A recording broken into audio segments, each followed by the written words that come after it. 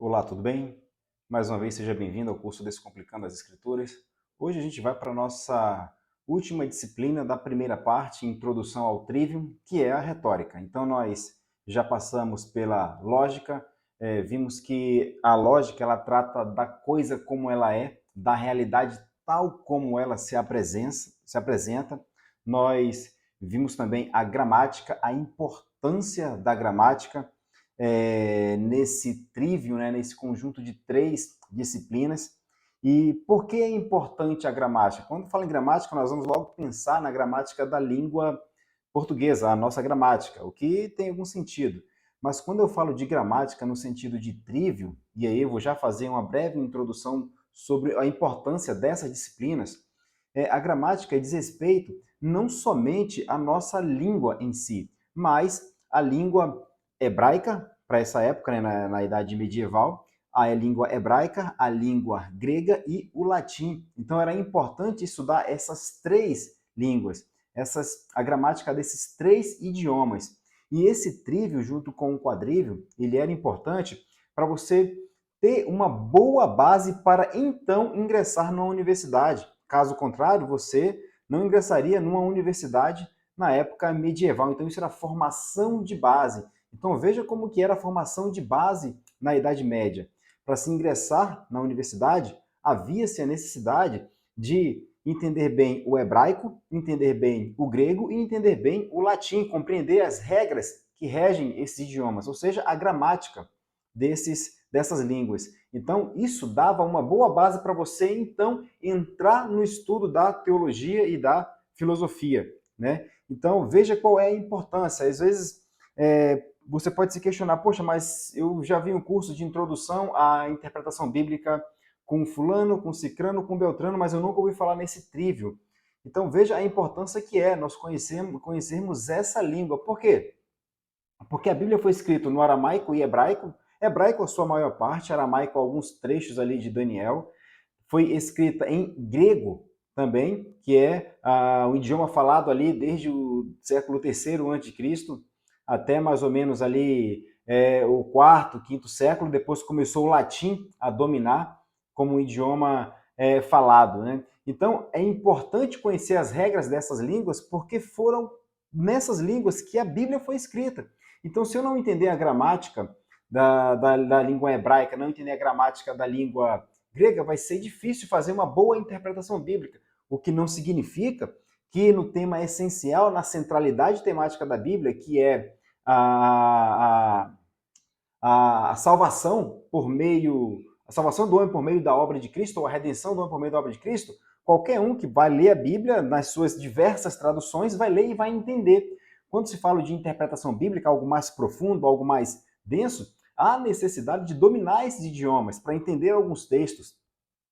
Então, isso é muito importante, essas três disciplinas aí do trevo. E é por isso que eu estou fazendo uma breve introdução para a gente poder, então, ter o domínio sobre ela, porque a gente vai precisar quando for interpretar a Bíblia. Veja, nós falamos da lógica, da coisa tal como ela é. Vimos que a parte ela não pode explicar a totalidade de um determinado elemento, de um determinado objeto, mas que esse objeto, na sua totalidade, ele explica cada parte desse elemento. Por que isso é importante para a interpretação bíblica? Porque nós não podemos pegar um texto da Bíblia isoladamente e fazer uma interpretação dele à luz daquilo que nós apenas lemos, sem entendermos a totalidade das Escrituras. Ou seja, um versículo ele não explica a totalidade da Bíblia Sagrada, mas a totalidade da Bíblia Sagrada vai explicando suas partes. Ora, se a realidade trata da coisa tal como ela se apresenta, nós não podemos dividir essas partes para tentar explicar a totalidade, mas sim pegar a totalidade e entender as partes que nela contém. Então veja qual é a importância da lógica, né? A outra importância da lógica também é no sentido de que fazer uma breve introdução aqui sobre as provas da existência de Deus por São Tomás de Aquino, e eu vou trazer apenas uma: a relação de causa e causador. Não é possível existir nesse universo, você não vai encontrar nenhum paralelo que uma causa tenha existido antes do causador, antes que alguém tenha causado. Para que essa grafite lapiseira fosse causada, houve a necessidade, anteriormente, de existir o causador. Para que essa Bíblia fosse impressa, escrita, houve quem fizesse isso. Ela não poderia por si mesma fazer isso. Essa lapiseira não poderia por si mesma ter sido criada, assim como qualquer outro elemento que nós conhecemos. Então houve a necessidade de uma causa anterior, de algo que precedeu a existência do objeto, algo que pensou nesse objeto, o que nós vamos chamar de causa eficiente. Quem é a causa eficiente dessa mesa aqui? O carpinteiro que a fez, né? Então, veja, agora nós vamos transportar isso, transladar isso para nível macro, universo. Se não há nenhum paralelo à natureza em que a causa tenha existido antes do causador, por que então que será diferente com o universo? Então nós temos aqui uma prova da existência de Deus, porque o universo funcionando nessa perfeita harmonia, na complexidade que ele possui e funcionar como funciona, então só pode ter tido uma causa eficiente. Essa causa só pode ter sido Deus. Então veja a importância da lógica também para vários aspectos. Não à toa, João, lá no Evangelho, no primeiro capítulo, ele chama de Jesus de o Logos, ou a lógica, ou a razão, e por meio dele tudo se fez. Isso nós vamos ver em interpretação bíblica. Quando nós entrarmos, que vai ser logo na nossa próxima aula, quando João fala que Jesus Cristo é o Logos, e por meio dele tudo se fez, ele está dizendo que Jesus Cristo foi que criou todas as coisas e Jesus Cristo estabeleceu, Jesus, o Cristo, melhor dizendo, não Jesus Cristo, né? Cristo não é sobrenome. Jesus, o Cristo, estabeleceu o princípio de funcionabilidade de cada elemento da criação, ou seja, eles funcionam de forma racional, de forma lógica. Mais uma vez, a importância da lógica dentro da interpretação bíblica, né? E aí nós vimos a gramática, as regras da coisa tal como ela é simbolizada, como ela é escrita. Então vimos a importância disso. E hoje nós vamos tratar da retórica, que vai tratar da coisa, que vai versar sobre a coisa, como ela é comunicada, como ela é expressada. E por vezes você vai até ver pessoas que se expressam bem, que conhecem a língua, mas elas não possuem o logos, elas não fazem questão da lógica. A isso nós vamos chamar de sofista, ou um argumento sofisticado. Tem o poder do convencimento por fazer bem uso da gramática, mas deixar de lado a lógica. E se a lógica ela não importa, então todo o discurso ele vai ser defeituoso. Quer ver um exemplo? Vamos lá. É muito comum você ouvir que tudo é relativo. Ora, tudo bem, então tudo é relativo quer dizer que não existe verdade absoluta. Em não havendo verdade absoluta, então tudo que uma pessoa ou outra pessoa disser será verdade, porque a verdade passa a ser relativa ao indivíduo. Mas veja o problema dessa afirmação quando você entende a lógica, né? E mais uma vez a importância da lógica. Ora, se tudo é relativo, eu não posso fazer uso de um absoluto para dizer que esse absoluto não existe. E que absoluto é esse que eu estou fazendo uso? De que a verdade ela é relativa para tudo. Ora, então quer dizer que eu faço uso de um absoluto para dizer que ele não existe? Então é um argumento ilógico. Eu posso até usar bem a gramática, posso até verbalizar, que isso é retórica, é verbalizar. Eu posso fazer uso muito bem desses elementos, mas eu estou deixando de lado a lógica. E quando eu deixo de lado a lógica, o meu interlocutor que entende um pouco de lógica vai facilmente me contrapor diante dessa afirmação absurda de que a verdade ela é relativa. Percebe a importância de se estudar o trivium? A retórica vai também dizer respeito àquilo que você quer comunicar. Ora, se você está estudando introdução à interpretação bíblica, você pretende entender o texto bíblico. E para quem é cristão, para nós que somos cristãos, não é apenas importante entender o texto bíblico, mas é importante também comunicar o texto bíblico, né? Cumprir a grande comissão de pregar o evangelho. Ora, se eu não entendo o evangelho, como é que eu vou pregar o evangelho? E pregar o evangelho, falar da palavra de Deus, diz respeito à verbalização daquilo que eu entendi. Isso é retórica. Então, por isso que é importante também treinar essa retórica. Ah, mas eu não sou um pregador, eu não sou um professor. Tudo bem, mas você pode falar para sua esposa, para o seu esposo, para os seus filhos, para os seus netos, para o seu vizinho, que em algum momento pode te perguntar sobre isso. E aí, como é que faz? Então, é muito importante essas três disciplinas do período medieval dentro do trivium, que é a lógica, a gramática e a retórica. Mais uma vez, eu volto a dizer que não é porque a Bíblia, o idioma no qual a Bíblia foi escrita, são idiomas já mortos, línguas mortas, e em algum grau, sim, difícil de interpretar, difícil de você poder buscar, por isso aí a necessidade de uma grande dedicação, que a centralidade temática deste livro, que é a redenção do homem por meio de Cristo Jesus, não será entendido pelo mais leigo que ler a Bíblia. Aquele que sabe ler, ele vai ler, até porque o entendimento acerca dessa centralidade temática, quem vai dar vai ser o Espírito Santo, que vai convencer o homem do pecado, do juízo, da justiça, e, portanto, ele irá compreender quem ele é, pecador, quem Deus é, o Criador de todas as coisas, o soberano, o todo-poderoso, e vai também compreender aquilo que Deus fez por meio do seu Filho Jesus Cristo.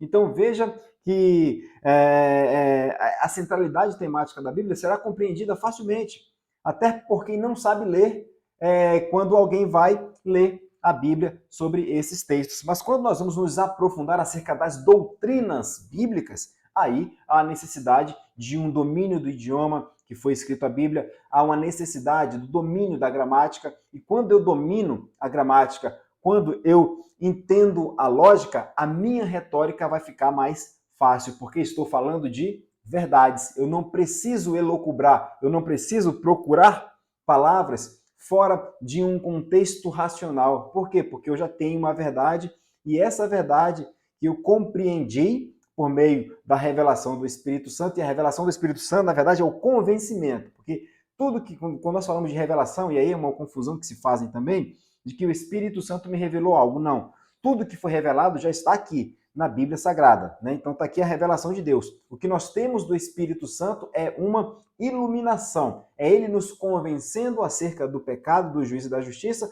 jogando luz sobre o texto bíblico, de maneira então que eu possa compreendê-lo, para que então eu possa mudar o meu comportamento através de uma ação externa do Espírito Santo em meu interior. Então, é muito importante a gente estudar a lógica, a gramática e a retórica, tá? Então, essa aula vai ser mais curta, porque eu só queria fazer um apanhado sobre esses três temas, tá? Sobre a lógica, sobre a gramática e sobre a retórica. E aí eu escrevi um texto, está lá na apostila, vocês podem dar uma olhada, que é uma breve introdução mesmo, até assim, não é redundante, né? Uma breve introdução, já subtende-se algo breve, né? Mais uma vez, o domínio da gramática, o domínio da língua. Então eu peço que vocês leiam, e aí tem muito vídeo no YouTube falando sobre o trivium, o quadrivium, então eu aconselho que assistam também, tá? Então, queria fazer nessa nossa última aula dessa primeira parte, introdução ao trivium, lógica, gramática e retórica, apenas esse apelo de que é importante entendermos a lógica, entendermos a gramática e a retórica para então irmos para o texto bíblico. E agora, então, a nossa próxima aula vai ser exatamente sobre a interpretação bíblica. Nós vamos entender algumas ferramentas de interpretação bíblica,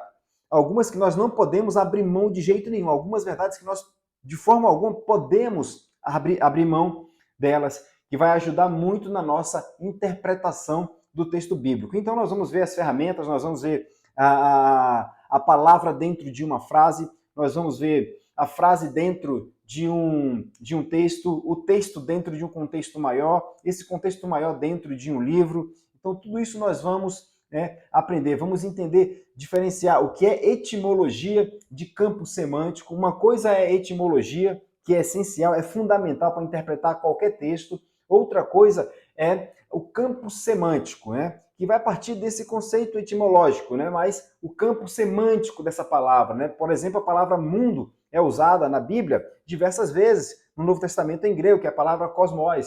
Mas o cosmos pode significar mundo criado, pode significar mundo todas as pessoas, pode significar mundo um grupo de pessoas, né? Então nós vamos perceber que existem palavras que, se nós formos olhar apenas para a etimologia, também teremos dificuldade de interpretar o texto. Por isso a importância do campo semântico dessa palavra, como essa palavra foi utilizada naquela época, né? Como é que isso foi como que o autor, que o autor quis escrever ali, né? Então é importante nós também entendermos isso. Então a nossa próxima aula será exatamente sobre agora introdução à interpretação bíblica, entrando na interpretação bíblica propriamente dita, tá? Então, essa primeira parte foi só para trazer uma introdução sobre a importância do trivium, do quadrivium, da lógica, da gramática e da retórica. E agora nós vamos aí entrar na introdução bíblica propriamente dita, certo? Então, até a nossa próxima aula. Que Deus os abençoe